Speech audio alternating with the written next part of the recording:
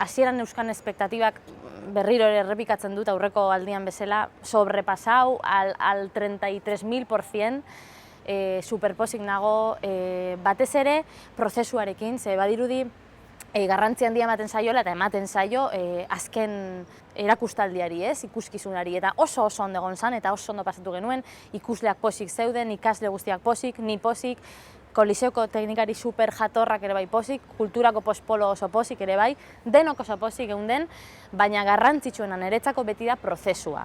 Eta zergatik da garrantzitsua prozesu on bat ez baldin badago, emaitza ez delako hain ona izango.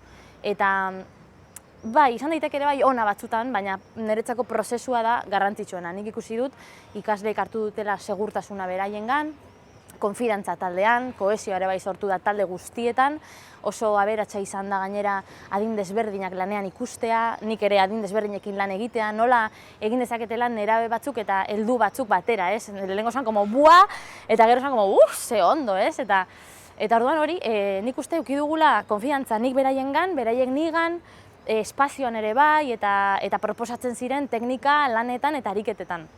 Eta orokorrean super pozik nago, errepikatzeko gogo handiarekin, asko maite ditut gainera, ahora me estoy emocionando, ¿vale? Baina izan da oso polita. Eta hori, ni nago, bihotzez eskertzen diet, eman diaten aukera, Ibarko udalak eman dit aukera hau, baina egia da, apuntatu diren pertsona hauek gabe ez zela existituko hau, beraiek dira honi martxa eman diotena, beraiek izan dira gasolina, eta ni naiz makina bat, con gasolina, trabajo, bestela, ez.